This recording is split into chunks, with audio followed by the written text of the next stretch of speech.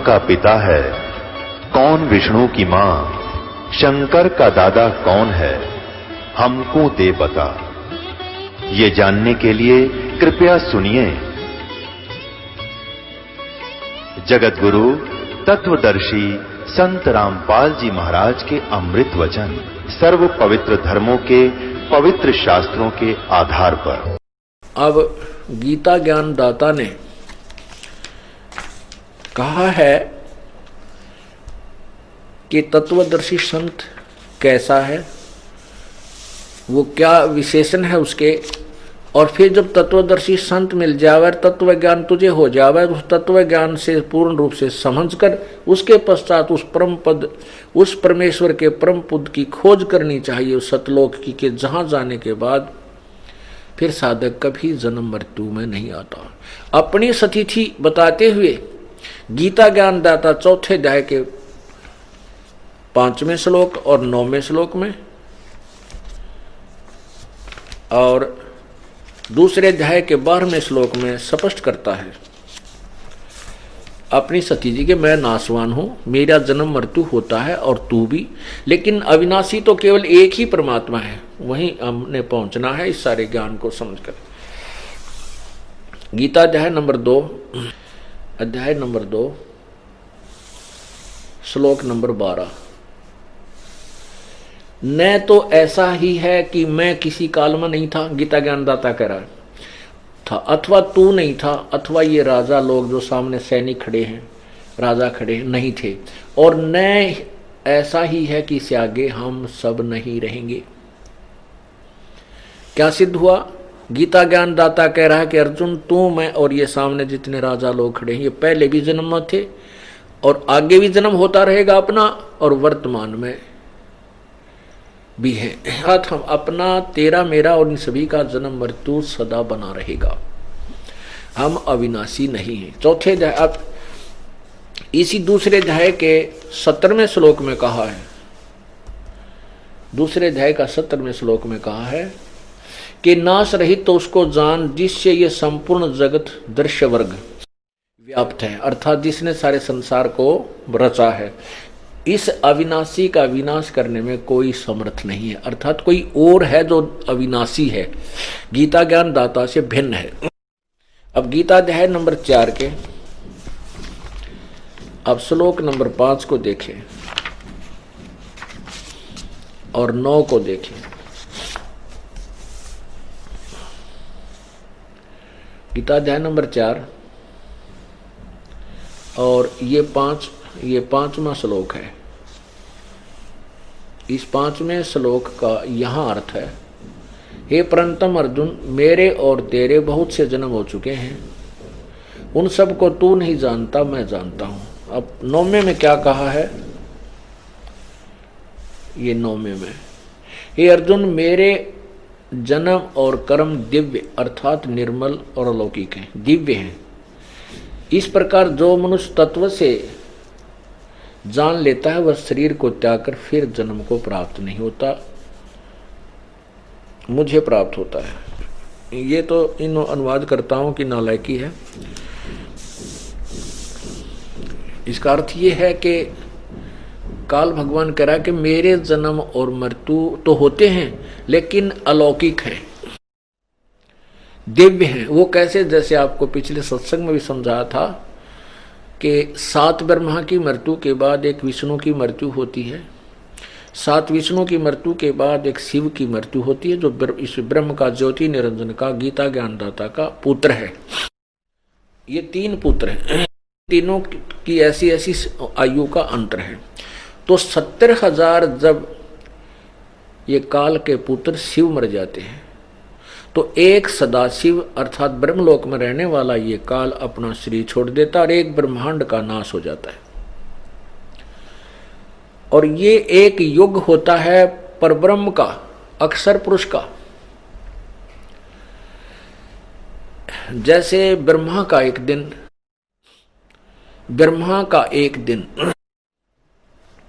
1008 चतुर्युग का होता है, उसको हम सीधा 1000 युग लेते हैं, चतुर्युग 1000 चतुर्युग लेते हैं। और एक चतुर्युग में 43,20,000 वर्ष होते हैं। ये अपने वर्ष, ये मानव के जो वर्ष हैं ये 43,20,000 एक चतुर्युग यानी 4 युग में, सतयुग, त्रेता, द्वापर और कलयुग, इन चारों में 43,20,000 वर्ष होते हैं। ऐसे 1008 चतुर्युग का ब्रह्मा का दिन, इतनी ही रात्रि। इसको हम लमसम लेते हैं तो 1000 चतुर्युग का दिन, इतनी ही रात्रि, 30 दिन रात का एक महीना, 12 महीने का वर्ष और 100 वर्ष की ब्रह्मा की आयु, 100 वर्ष की। ऐसे 7 ब्रह्मा की मृत्यु के बाद एक विष्णु की मृत्यु, 7 विष्णु की मृत्यु के बाद फिर एक शिव की मृत्यु, ऐसे 70,000 शिव की मृत्यु के उपरांत एक ब्रह्मलोक में रहने वाला ये काल अपना शरीर, इसकी मृत्यु होती है ऑटोमेटिक। इसका जन्म फिर किसी मां से नहीं होता, ये अपने आप एक निर्धारित समय पर इसका ऐसे ही शरीर बनता है उस परमात्मा के द्वारा, कबीर परमेश्वर द्वारा। ऐसे दुर्गा का विनाश होता है, दुर्गा का फिर ऐसे शरीर बनता है। ये दोनों युवा रूप में प्रकट हो जाते हैं, फिर से ये सृष्टि अपने दूसरे ब्रह्मांड में जाकर के नए सिरे से ऐसे ही रचते हैं। रजगुण ब्रह्मा, सदगुण विष्णु, तमगुण शिव जी की उत्पत्ति करके फिर एक ब्रह्मांड को चलाते हैं। तो जो इस एक ब्रह्म की मृत्यु हुई, गीता ज्ञान दाता की मृत्यु हुई, ये एक युग हुआ परब्रह्म का, अर्थात अक्षर पुरुष का। अभी गीता अध्याय नंबर 15 के श्लोक 16 और 17 में आपको अक्षर पुरुष और क्षर पुरुष और ये परम अक्षर ब्रह्म, परम अक्षर पुरुष, पूर्ण परमात्मा की महिमा समझ में आओगी। तो ये जो एक युग हुआ परब्रह्म का, एक काल की मृत्यु होती है जब उसका एक ब्रह्मलोक में जो एक ब्रह्मांड का विनाश होता है, तब एक युग होता है परब्रह्म का। ऐसे ही 1000 युग का परब्रह्म का दिन, इतनी ही रात्रि। नोट चतुर्युग, यहां चतुर्युग नहीं है। चतुर्युग केवल ब्रह्मा के दिन और रात में आता है और परब्रह्म के अंदर केवल युग होता है। 1000 युग का परब्रह्म का दिन, इतनी ही रात्रि होती है। ऐसे ही 30 दिन रात का एक महीना, 12 महीने का वर्ष और 100 वर्ष की अक्षर पुरुष अर्थात परब्रह्म की आयु होती है, उसका भी विनाश होता है। अब इसके लिए आपको 8वें पवित्र गीता जी अध्याय नंबर 8 का सहयोग लेना होगा। किसको समझने के लिए?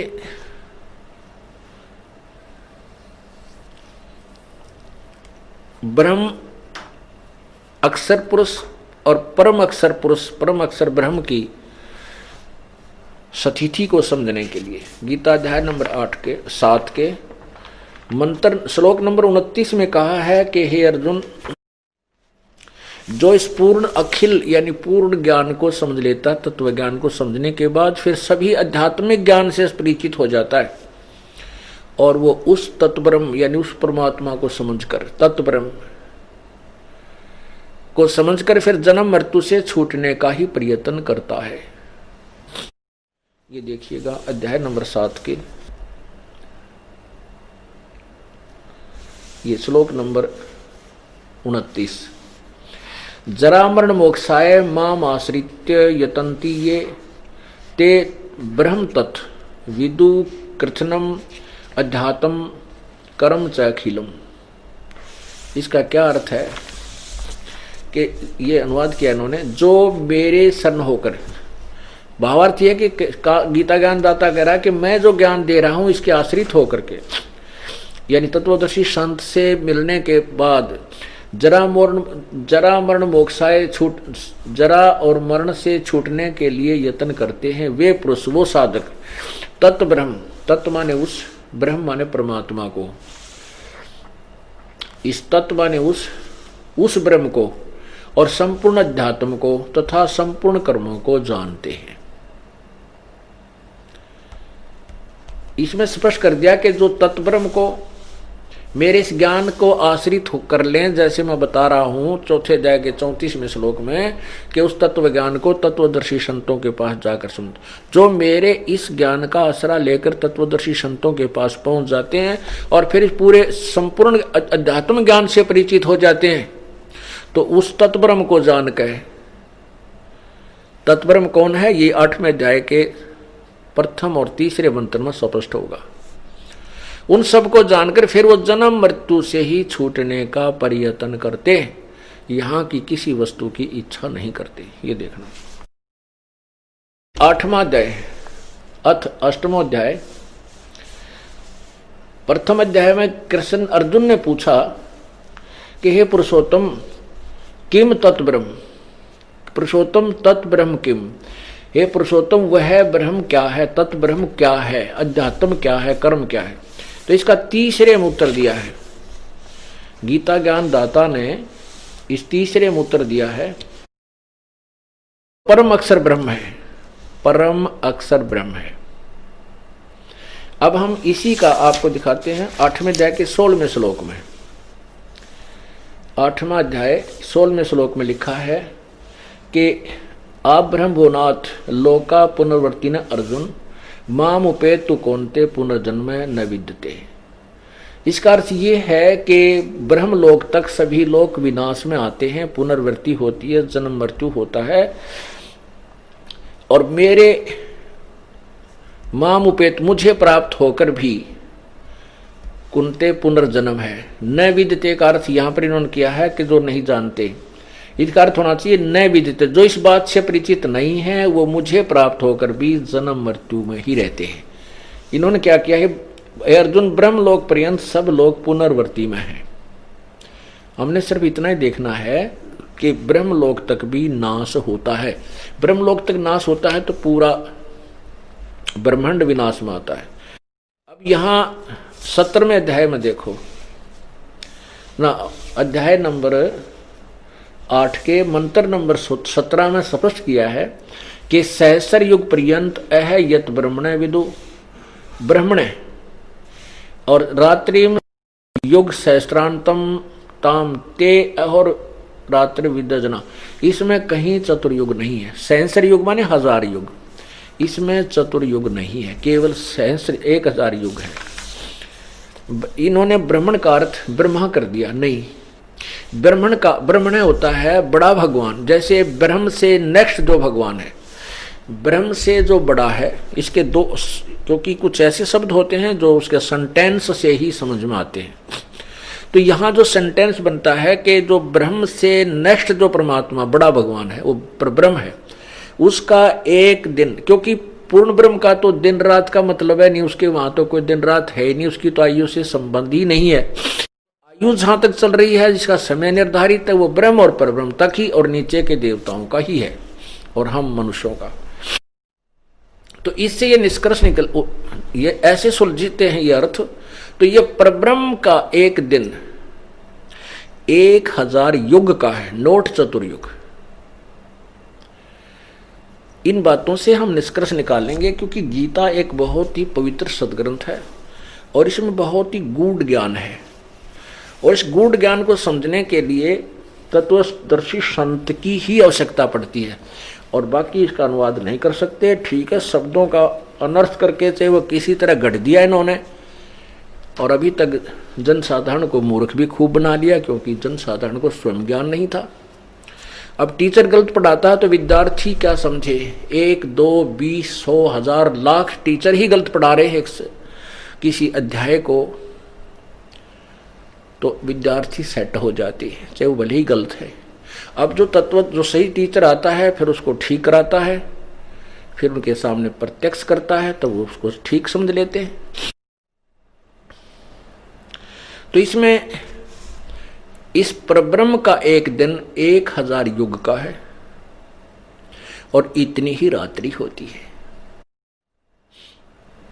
और कहते हैं जो इस प्रकार उस सब ज्ञान को समझता है, दिन रात को जानता है, वो सही ज्ञान का, यानी ज्ञान के जानने वाला है, इस काल के विषय में परिचित है। इसका अर्थ ये है। अब हम 15वें अध्याय पाते हैं और उसी प्रकरण पर आते हैं कि भगवान किसे कहते हैं। 15वें अध्याय का आपने 4था श्लोक पढ़ा, और उसमें गीता ज्ञान दाता भी स्वयं कह रहा है कि उस तत्व ज्ञान की प्राप्ति के पश्चात उस परम पद उस परमेश्वर के परम पद की खोज करनी चाहिए, जहां जाने के बाद फिर जन्म मृत्यु कभी नहीं होती, वो अविनाशी हो जाता है, उसका पूर्ण मोक्ष होता है। और यही गीता अध्याय नंबर 18 के श्लोक 46 और 62 में स्पष्ट किया है।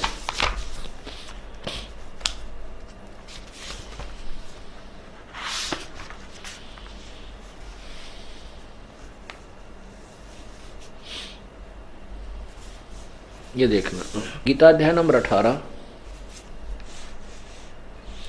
इसके 46 में कहा है कि जिस परमेश्वर से संपूर्ण प्राणियों की उत्पत्ति हुई है और जिससे ये समस्त जगत व्याप्त है,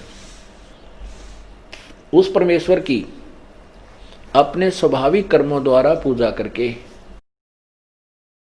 परम सिद्धि को प्राप्त हो जाता है। 18वें अध्याय के 62वें श्लोक में कहा है, यह स्वाभाविक कर्मों का तात्पर्य है कि जैसे भी चारों वर्णों के अपने अपने डिवाइडेड कर्म हैं, जॉब हैं, उनको करते हुए, जैसे ब्राह्मण, क्षत्रिय, वैश्य और शूद्र के उन स्वाभाविक काम अपने काम करते करते कर्म योगी होकर के आप उस परमात्मा को प्राप्त कर सकते हैं।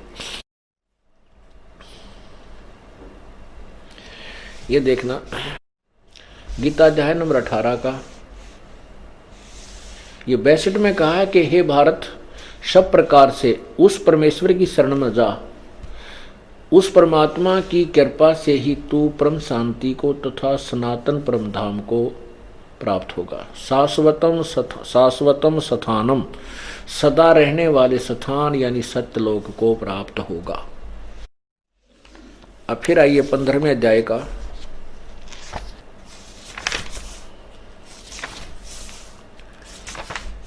ये 15वें अध्याय का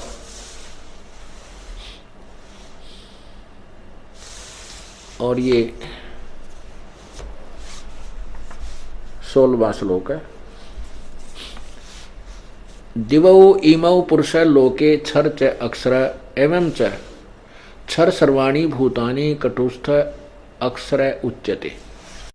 अनुवाद इसका किया है कि इस संसार में नाशवान और विनाशी भी ये दो प्रकार के पुरुष हैं। पुरुष माने प्रभु, स्वामी, भगवान कहो, लेकिन इसका जो परिभाषा हम आपको समझाने चले हैं प्रभु की, अब यहाँ प्रारंभ होती है। अभी तक ये इसकी भूमिका बनी है। अब देखना, इस संसार में नाशवान और विनाशी भी ये दो प्रकार के पुरुष यानी प्रभु हैं। और संपूर्ण प्राणियों के, इन्हीं के लोक में संपूर्ण प्राणियों के शरीर नाशवान है और जीवात्मा अविनाशी कहा जाता है। अब ये अक्षर पुरुष और क्षर पुरुष, क्षर पुरुष क्योंकि ये जो पुरुष है, देव जो पुरुषों हैं, इनको हम यहाँ लगा सकते हैं। ये क्षर पुरुष और अक्षर पुरुष, क्षर पुरुष माने ये ब्रह्म और अक्षर पुरुष माने ये परब्रह्म, भी दो प्रकार के परमात्मा हैं, प्रभु हैं। और इनके लोकों में सभी प्राणियों तो शरीर के नाशवान हैं और जीवात्मा अविनाशी कहा जाता। जैसे अभी आपने परब्रह्म की भी आयु की सीमा देखी और ब्रह्म की भी। जब परब्रह्म का एक दिन समाप्त होगा 1000 युग का, चतुर्युग नहीं, ब्रह्म का, हाँ ब्रह्म का, परब्रह्म का, अक्षर पुरुष का जब एक दिन समाप्त होगा जो 1000 युग का होगा। एक युग आपको बताया कि 70,000 त्रिलोकीय शिव की मृत्यु के बाद एक काल मरेगा जो एक ब्रह्मलोक में रहता है। वह 3 रूप में रहता है, ब्रह्मा, विष्णु और शिव रूप में। ऐसे ही उसी अवधि से वहाँ वो अपना ब्रह्मा वाला शरीर छोड़ता है, ऐसे फिर विष्णु वाला छोड़ता है, लास्ट में वो शिव वाला शरीर छोड़ता है। तब एक ब्रह्मांड का विनाश होता है और परब्रह्म का यानी अक्षर पुरुष का एक युग होता है। ऐसे 1000 युग का जब परब्रह्म का दिन समाप्त होता है तो 21 ब्रह्मांड का विनाश होता है। इस परब्रह्म, इन ब्रह्म के काल के 21 ब्रह्मांड का विनाश हो जाता है। और ये सभी प्राणी परब्रह्म के लोक में अलग अलग स्थान पर रख दिए जाते हैं, उनके कर्म अनुसार अलग अलग वहां रखे जाते हैं।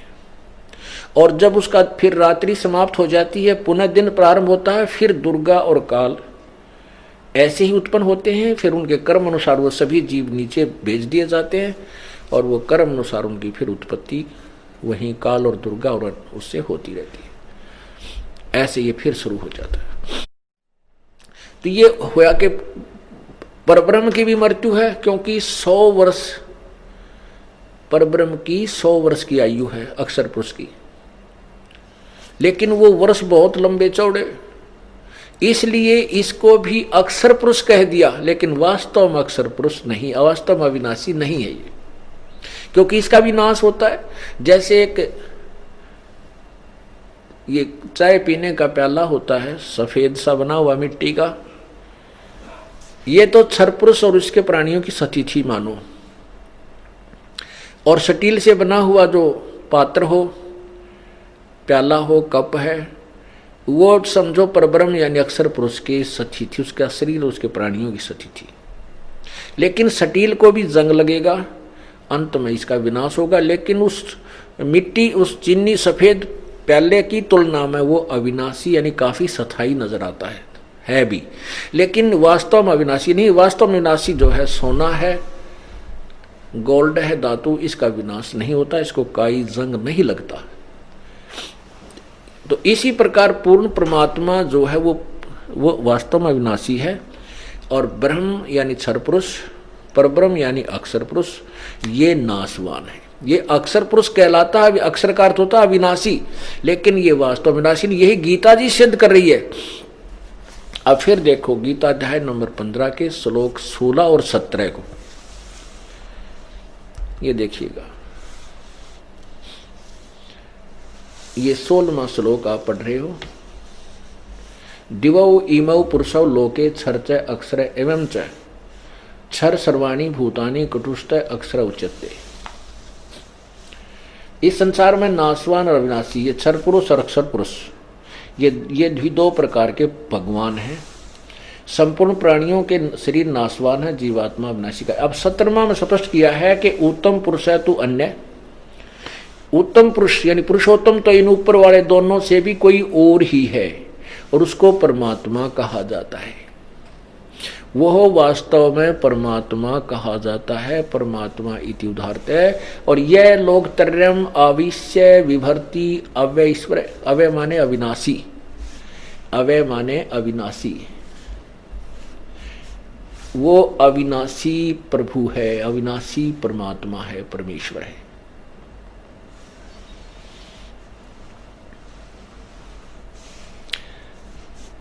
अब सिद्ध हो गया, क्योंकि ऊपर दोनों से कोई और है, क्षर पुरुष और अक्षर पुरुष से कोई उत्तम पुरुष और है, और वही परम अविनाशी, और वही तीनों लोकों में प्रवेश करके सबका धारण पोषण करता है। अब देखना, अब ये समझ में आएगी आपको उल्टा लटका हुआ संसार रूपी वृक्ष का चित्र।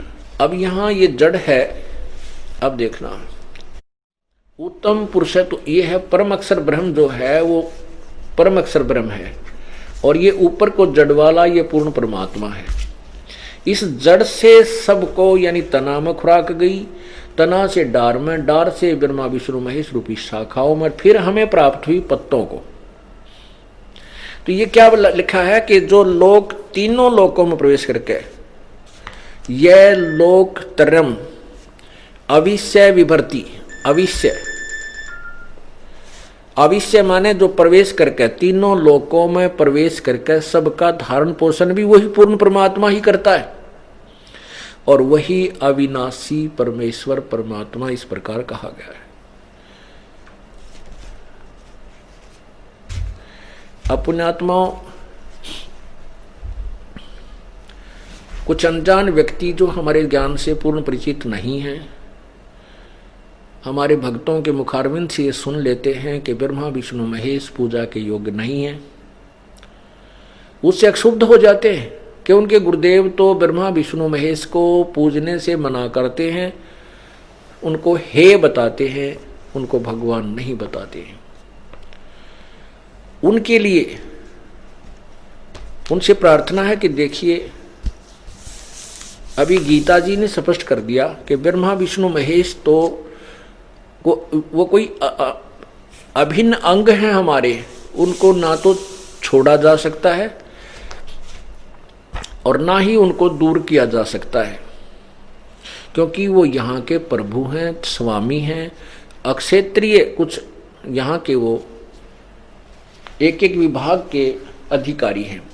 अब जैसे हमने कोई पौधा बीजा, पेड़, कोई आम का पौधा हम लाए और उसको मिट्टी या गमले में लगाया, तो उस जड़ की सिंचाई करेंगे तो उस जड़ से खुराक तना में गई, तना से डार में गई, डार से शाखाओं ब्रह्मा विष्णु महेश रूपी शाखा में गई, फिर हम तो उससे आगे पात रूप हैं।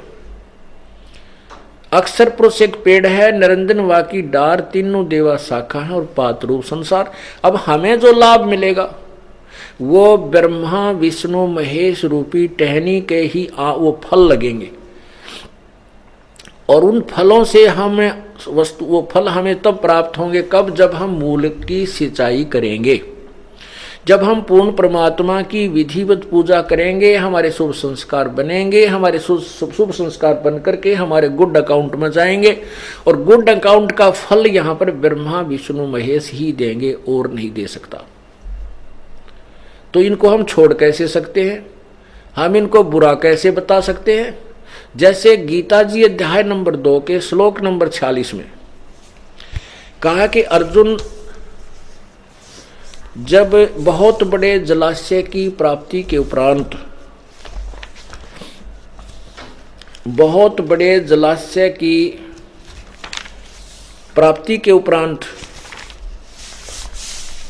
फिर छोटे जलाशय में जैसी आस्था रह जाती है, ऐसे ही उस तत्व ज्ञान से परिचित हो जाने के बाद तेरी अन्य भगवानों में, अन्य ज्ञानों में, अन्य उस पूर्ण परमात्मा के महिमा से परिचित होने के उपरांत अन्य भगवानों में आपकी ऐसी ही श्रद्धा रह जाएगी। अब जैसे कोई पहले पुराने समय में तालाबों पर आश्रित थे, उसी से स्नान करते थे, उसी से पशु पालन करते थे, उसी से खेती करते थे, सिंचाई करते थे, और वो तालाब पर आश्रित होते थे, गांव का गांव, यानी 10-20 जैसी भी झोंपड़ियां उस समय होती थी। और कहते उनको फिर कोई ऐसा सरोवर मिल जाए जो बहुत लंबा चौड़ा हो, और जिस सरोवर पर वो आश्रित हैं वो वर्षा पर आश्रित है, 1 वर्ष 2 वर्ष वर्षा ना हो तो वो जल सूख जाए। जिस पर वो वर्तमान में आश्रित है वो ऐसी स्थिति है कि वो सरोवर, वो जोहड़, वो तालाब इतना है कि उसमें 1 वर्ष वर्षा ना हो तो वो समाप्त हो जाए और उसका जल खत्म हो जाए और उस पर आश्रित सभी भूखे प्यासे मर जाएं। उसके पश्चात उनको कोई बहुत बड़ा जलाशय मिल जाए जो कि 10 वर्ष भी वर्षा ना हो, इतना बड़ा सरोवर, झील हो, तो उसकी प्राप्ति के बाद उन व्यक्तियों की आस्था जितनी उस जोहड़ में, छोटे तालाब में रह जाएगी जिस पर पूर्व आश्रित थे।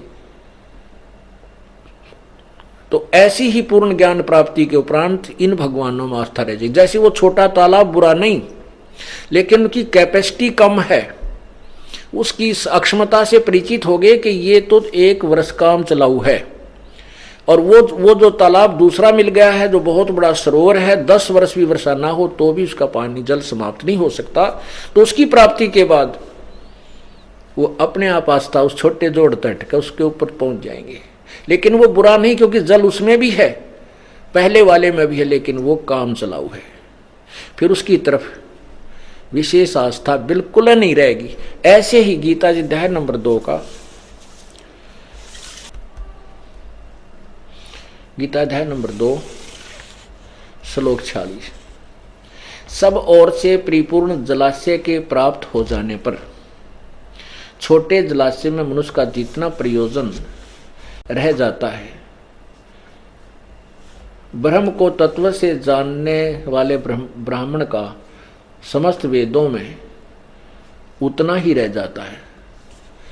अब इसका अर्थ यह है कि तत्व ज्ञानी पुरुष का जो पूर्ण ज्ञान हो जाता है तो अन्य भगवानों और उनके से मिलने वाले लाभ रूपी ज्ञान में इतनी ही आस्था रह जाती है। अब वो बुरे नहीं है। अब जैसे हमने कोई पौधा बीजा, ये देखिएगा, आम का पौधा लाए हम, ये पौधा है पूरा, इसको हम लाए और इसकी जड़ को हमने मिट्टी या गमले में लगाया और जड़ की सिंचाई की, मूल की पूजा की। तो मूल से खुराक चली तना में यानी अक्षर पुरुष में आई, अक्षर पुरुष से फिर ये डार इस काल ज्योति निरंजन क्षर पुरुष में आई और यहां से खुराक फिर रजगुण ब्रह्मा सदगुण विष्णु रूपी इन टहनियों में पहुंची। यहां से खुराक जाकर के फिर इन टहनियों का फल लगे। लेकिन फल कब लगे? जब हमने मूल की सिंचाई की। अब हम क्या कहते हैं कि तुम उल्टा किए हुए हो, आप जी ऐसे कर रहे हो। देखना, आपने क्या किया है कि जड़ को त्याग दिया, जड़ को ऊपर को कर दिया और उल्टा पौधा बीज दिया। शास्त्र विरुद्ध, शास्त्र विधि विरुद्ध साधना कर रहे हो।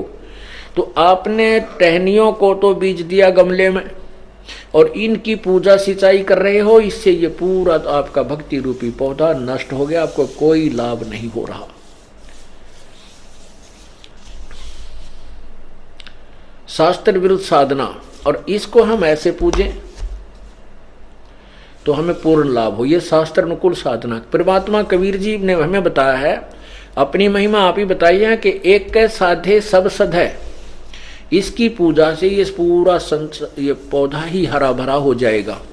एक की साधना से, पूर्ण परमात्मा की पूजा से ये सभी राजी हो जाएंगे, सभी को प्रसन्न रहेंगे। और सब साधे सब जाए, ये देखो ये सब साध लिया हमने तो ये पूरा नष्ट हो गया, पौधा ही सूख गया। एक के साधे सब सदै और सब साधे सब जाए। और माली यानी समझदार व्यक्ति, माली सींचे मूल को, ये फले फूले अघाई। अब ये तो सिद्ध हुआ कि परमात्मा कौन है। अब गीता जी अध्याय नंबर 15 के श्लोक 16 और 17 को आपने सुना। फिर इस काल भगवान ने आगे कहा 18वें में कि वो मुझे पुरुषोत्तम, वो अपने आप को पुरुषोत्तम कहते हैं मुझे तो पुरुषोत्तम इसलिए कहते हैं कि लोक वेद के आधार पे, तत्व ज्ञान से नहीं। तत्व ज्ञान में तो स्पष्ट कर दिया कि तत्वदर्शी संतो बताया गया उत्तम पुरुषत्व अन्य परमात्मा इति उदाहरते। और यह लोक तरम आविश्य विभर्ति अवैश्वर है, वही तीनों लोकों में प्रवेश करके सबका धारण पोषण करता है। वो अविनाशी परमात्मा तो कोई और है, वही वास्तव में पुरुषोत्तम है। और मुझे पुरुषोत्तम किस लिए कहते हैं कि लोक वेद के आधार पर। लोक वेद क्या था जो पहले हमें ज्ञान था? कबीर परमेश्वर कहते हैं अपनी महिमा आप पर बताते हैं, आप ही दास बनते हैं, आप ही भक्त की भूमिका करते हैं, आप ही तत्वदर्शी संत की भूमिका करते हैं और स्वयं ही वो प्रभु भी होते हैं। तो हमें समझाने के लिए क्या कहते हैं, पीछे लग गया जाऊं था मैं लोक वेद के साथ, रस्ते में सतगुरु मिले वो दीपक दे दिया हाथ। लोक वेद के आधार से हम पूजाएं कर रहे थे, दंत कथा, लोक वेद, यथार्थ ज्ञान ना हो, सुना सुनाया घिसा पिटा ज्ञान जिसको कहते हैं उसको लोक अक्षेत्रीय ज्ञान। तो गीता ज्ञान, फिर परमात्मा कहते हैं कि जो तत्वदर्शी संत मिल जाता है वो तत्व ज्ञान रूपी टॉर्च हमें दे देता है। इस अज्ञान रूप अंधेरे को फिर हम उस तत्व ज्ञान रूपी टॉर्च से हटा करके सीधा रास्ता पकड़ लेते हैं। पीछे लग गया जाऊं था मैं लोक वेद के साथ, रस्ते में सतगुरु मिले, सतगुरु तत्वदर्शी संत, दीपक दे दिया हाथ। अब 15वें अध्याय का 18वां श्लोक सुनिए, क्योंकि यहां विचलित कर देते हैं ये अज्ञानी संत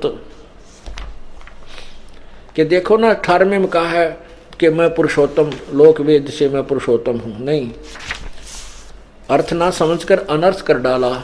ये देखिएगा है 15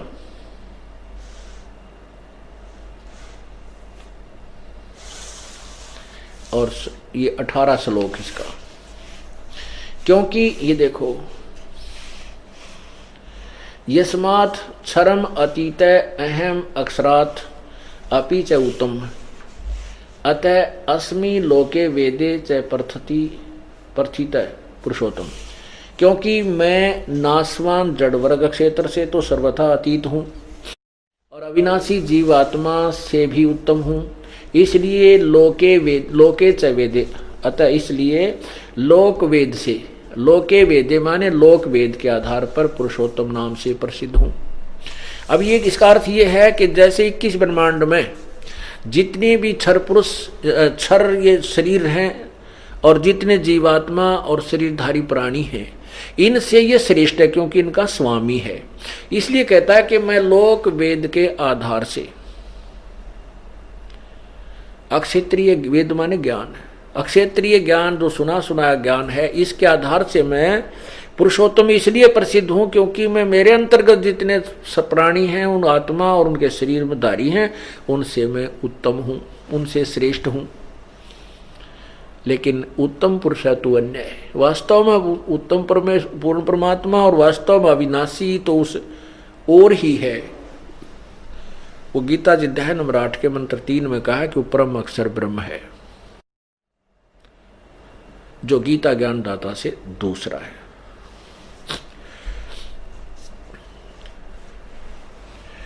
अब परमात्मा किसे कहते हैं?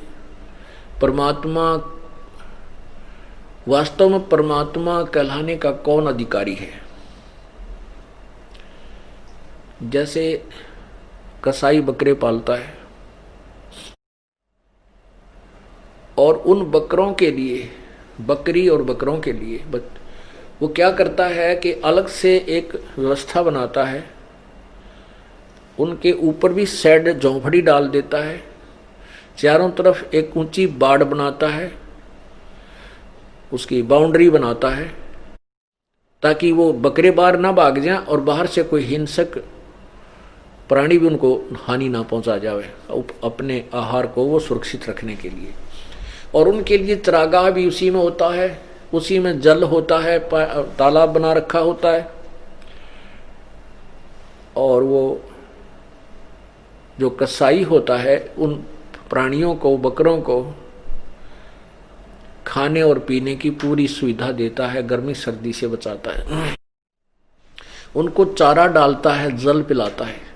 तो वो अबोध प्राणी उसको अपना मालिक मान लेते हैं, अपना भगवान मानते हैं कि देखो हमें कितना आहार देता है, हमारी कितनी सुविधा का ध्यान रखता है। और जब वो कसाई आता है उन बकरों के पास, वो देखता है उनके हाथ ऐसे लगा लगा के, वो तो देखता है कि इसमें मांस कितना हो गया, ये कितने किलोग्राम का हो चुका है।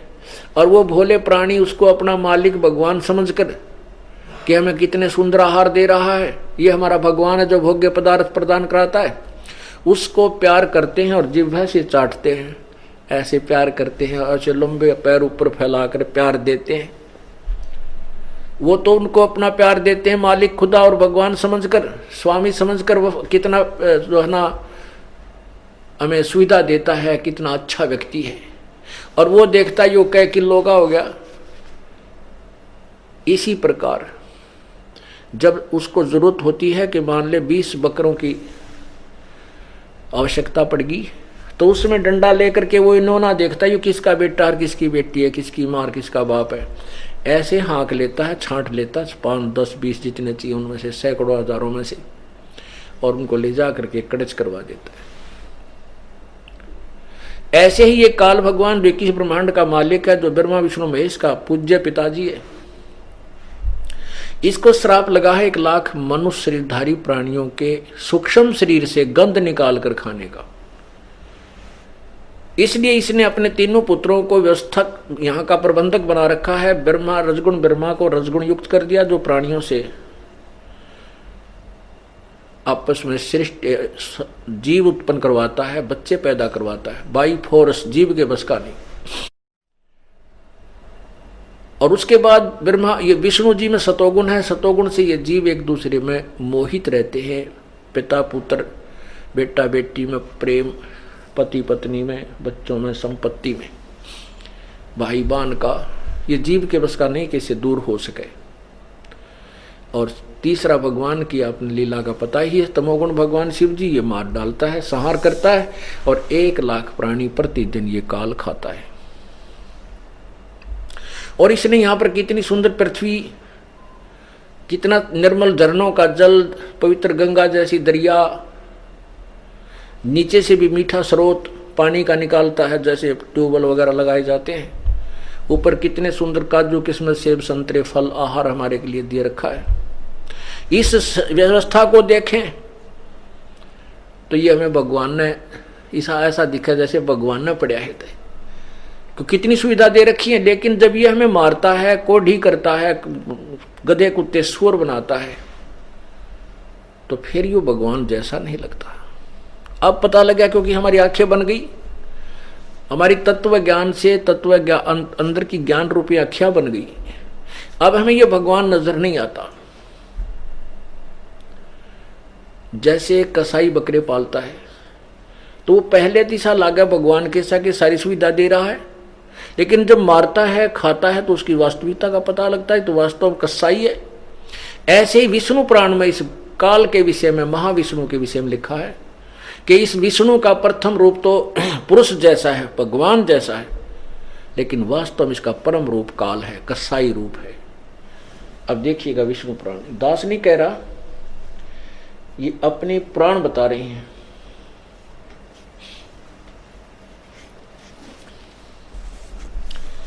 ये देखिए श्री विष्णु पुराण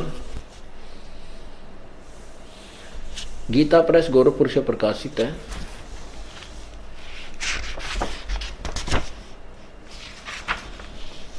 इसके अनुवादक हैं श्री मुनिलाल गुप्त।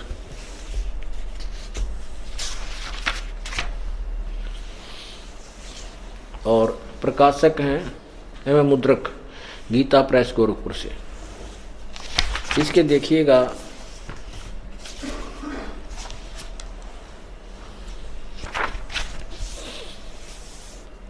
इसके 4 पृष्ठ पर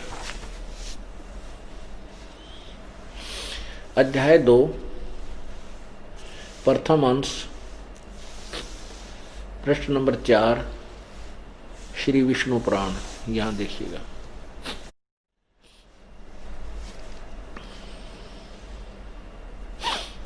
यहां देखना, हे द्विज, परब्रह्म का प्रथम रूप, ये विष्णु को परब्रह्म, महाविष्णु को परब्रह्म बोलते हैं। ये काल है, ये काल की महिमा, क्योंकि विष्णु पुराण में विष्णु काल के पुत्र सतगुण विष्णु, क्योंकि विष्णु पुराण में इस काल ब्रह्म अर्थात महाविष्णु और तथा उसके पुत्र सतगुण विष्णु दोनों की महिमा है। तो यहां पर जो कह रहा है ये गीता या विष्णु पुराण का ज्ञान बोलने वाला ये पाराशर ऋषि है, तो ये क्या बता रहा है कि हे द्विज, यानी दूसरे उस ऋषि को बता रहा है कि परब्रह्म यानी इस काल का, ऊपर देखो थोड़ा सा, यहां से समझ आएगा, वही इन सब व्यक्त, अव्यक्त और व्यक्त, वही इन व्यक्त और अव्यक्त जगत रूप से तथा इसके साक्षी पुरुष और महाकारण काल रूप से स्थित है। कौन? ये महाविष्णु। और हे द्विज, परब्रह्म का यानी महाविष्णु अर्थात काल का, ये परब्रह्म गलत लिखा इन्होंने, क्योंकि ज्ञान नहीं था। प्रथम रूप पुरुष है, पुरुष माने परमात्मा है। अव्यक्त और व्यक्त उसके अन्य रूप हैं, तथा काल उसका परम रूप है। ओए, काल उसका परम रूप है। यहां देखना 5 पृष्ठ पे,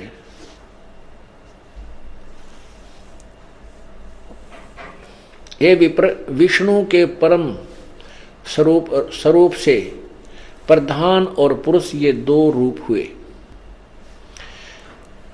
उसी विष्णु के जिस अन्य रूप के द्वारा वे दोनों संयुक्त व्यक्त होते हैं उस रूपांतर का ही नाम काल है। आगे देखिए, ए मैत्रेय, प्रलय काल में प्रधान के यानी प्रकृति के साम्य अवस्था में सतीत हो जाने पर, पुरुष के प्रकृति से पृथक सतीत हो जाने पर विष्णु भगवान का काल रूप परिवर्त होता है। इससे सिद्ध हो गया कि वहां जो प्रकरण है ये विष्णु अर्थात महाविष्णु का ही है। और जब ये एक ब्रह्मांड में जब ये स्वयं ये तीन प्रकार की प्रलय होती हैं। एक बार तो ये प्रलय करता है जिसमें नीचे के लोक ब्रह्मलोक से नीचे के लोक हैं वो विनाश में आ जाते हैं। और उस समय ये क्या करता है, कुछ समय के लिए प्रकृति दुर्गा को अलग छोड़ करके और 21वें ब्रह्मांड में चला जाता है। कहते हैं जब प्रकृति से ये अलग हो जाता है तो ये अपने वास्तविक काल रूप में परिवर्तित हो जाता है। तो इससे क्या बताया कि काल का परब्रह्म का प्रथम रूप तो पुरुष यानी भगवान जैसा है, और वास्तव में इसका व्यक्त और अव्यक्त इसके अन्य रूप हैं। क्योंकि व्यक्त और अव्यक्त किसी के सामने आता नहीं। गीता जी अध्याय नंबर 7 के श्लोक 24 और 25 में कहा है कि ये मूर्ख लोग मुझे कृष्ण मान रहे हैं, मुझे अव्यक्त को व्यक्त मान रहे हैं। मैं अपनी योग माया से छुपा रहता हूं और मैं इस कृष्ण की तरह मनुष्य किसी जन्म नहीं होता मेरे जन्म और मृत्यु दिव्य हैं, अलौकिक हैं। तो यहां वही बताया कि व्यक्त और अव्यक्त उसके अन्य रूप हैं और काल उसका परम रूप है। व्यक्त जैसे वो महाविष्णु, महाब्रह्मा, महाशिव रूप में व्यक्त हो जाता है, अव्यक्त वो वास्तविक रूप में अलग रहता है, गुप्त रहता है। तो इस प्रकार इस काल को जिसको हम भगवान मान रहे हैं ये परमात्मा नहीं है। तो क्या बता रहे थे परमात्मा, इस झूठे सुख को सुख कहे ये मान रहा मन मोद, ये सकल चबीना काल का कुछ मुख में कुछ गोद। बेटा जाया खुशी हुई भाई खूब बजाए थाल, ये तो आना जाना लगा हुआ है ज्यों कीड़ी का नाड़।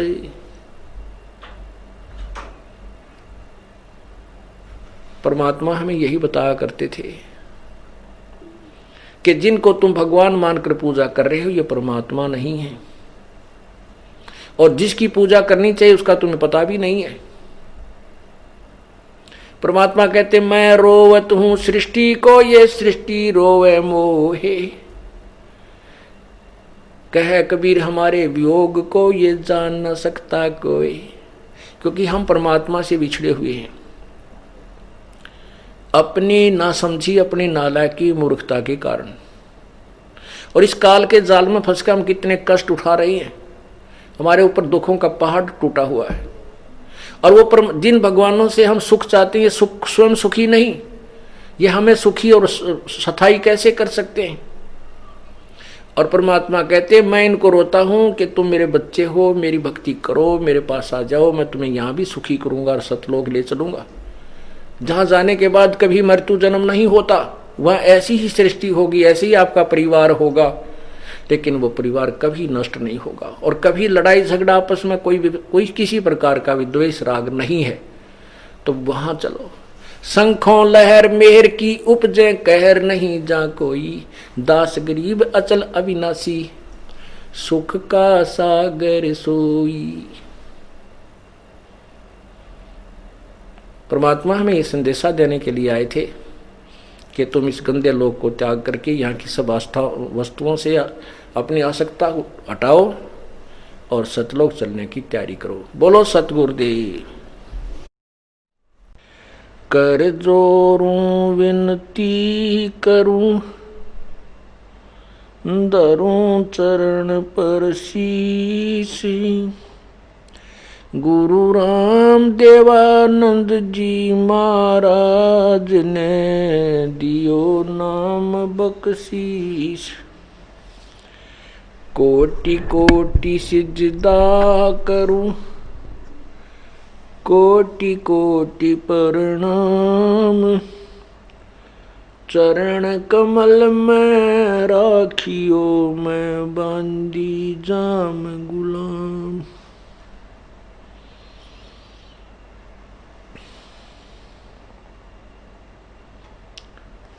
जय इब कै सतगुरु मिले, सब दुख आँखों रो। चरणों ऊपर शीश धरूं, कहूँ जो कहनी हो।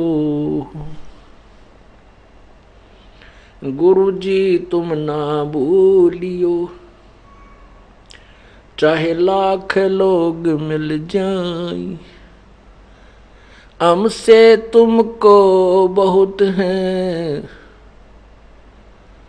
तुमसे हमको नहीं। तुम्हारे विसारे क्या बने, मैं किसकी शरण में जाऊं। शिव बिरंच मुनि नारदा, तिनके हृदय न समाऊं।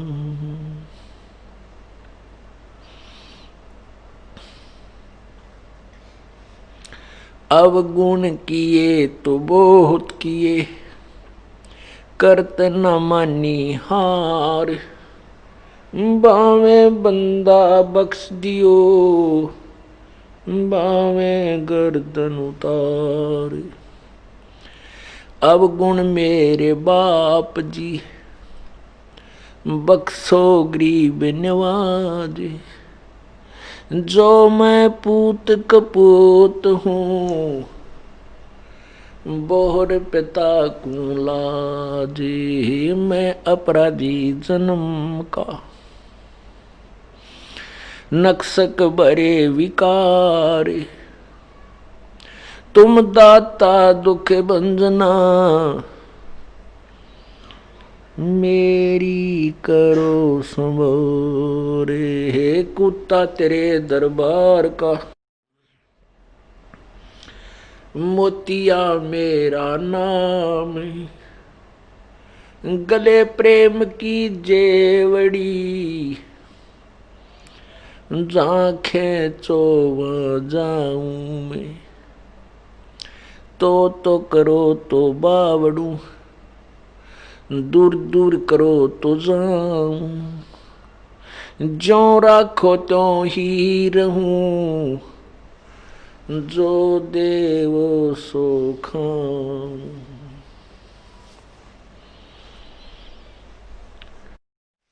आज सुबह के सत्संग में पुण्य आत्माओं ने अपनी आंखों से प्रोजेक्टर के ऊपर सदग्रंथों के गूढ़ रहस्य को देखा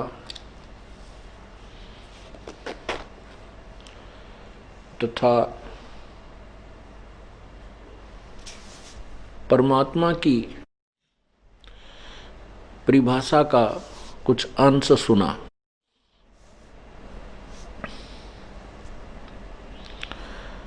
अभी तक हम प्रभु की परिभाषा से भी परिचित नहीं हैं। आज से लगभग 50 वर्ष पूर्व, 40 वर्ष पूर्व अपने हिंदुस्तान के अंदर एजुकेशन नहीं थी।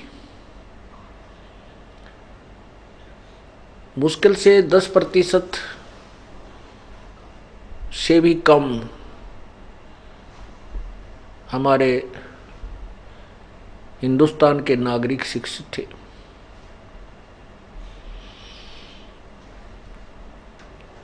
उस समय ऐसी स्थिति थी कि जैसे ये दास छोटे छोटे आयु के थे, उसमें गांव में कोई भी अधिकारी आ जाता था किसी भी विभाग का, तो जैसे नहर विभाग के कोई अफसर आते थे, अधिकारी आते थे, तो गांव में आम व्यक्ति कहता था साहब आ गए, आया हुआ है, नहर वाला साहब आ रहा है। अब उससे कोई पूछे भी ये क्या, कौन साहब है, कोई नहीं जानता था कि साहब आ रहा है। उनको नहीं मालूम था भी नहर महकमे का ये कौन साहब है, एसडीओ साहब है, एक्शन साहब है, एससी साहब है।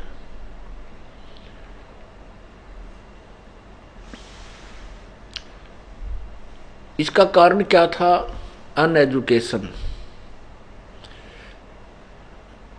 जो शिक्षा नहीं थी, अशिक्षा ही इसका मुख्य कारण था। अब अपने हिंदुस्तान के अंदर 100% बूढ़े और बुजुर्ग बालक सभी शिक्षित हो चुके हैं। अब बच्चा बच्चा ये बता देता है कि इस विभाग का ये अफसर है, ये कौन अधिकारी है और इसकी कितनी पावर है। हम ऐसी स्थिति में थे, आज वर्तमान में जो शिक्षा का स्तर ऊंचा उठ जाने से हम ये बता सकता है प्रत्येक व्यक्ति कि ये नहर विभाग का जेई है, ये एसडीओ है, इसकी इतनी पावर है, ये एक्शन है, ये एससी है, ये ऐसे चीफ है। और मंत्री, मुख्यमंत्री, प्रधानमंत्री, राष्ट्रपति तक की स्थिति से हम परिचित हैं। पुराने समय में ऐसी स्थिति थी कि जैसे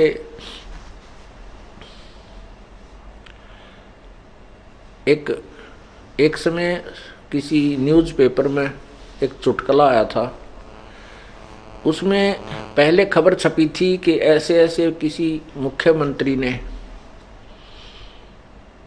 और इतना ऐसे ऐसे किसी मंत्री और प्रधानमंत्री के ऊपर कोई एलिगेशन लगे थे, सच्चे या झूठे जैसे भी थे। उनके ऊपर कोई ऐसा आरोप लगा था कि उन्होंने ऐसा अपराध किया है। मतलब मुख्यमंत्री के ऊपर लगे थे, प्रधानमंत्री पे नहीं, मुख्यमंत्री, किसी मुख्यमंत्री पर लगे थे।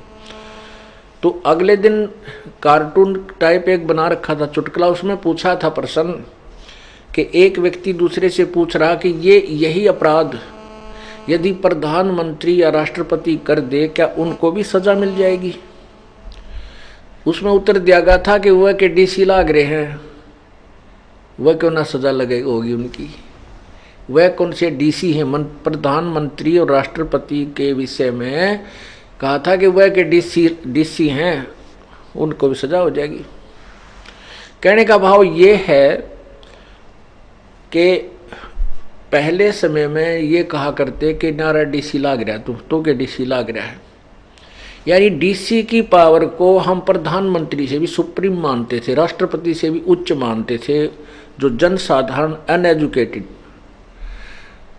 ग्रुप जो होता था हमारे समाज का,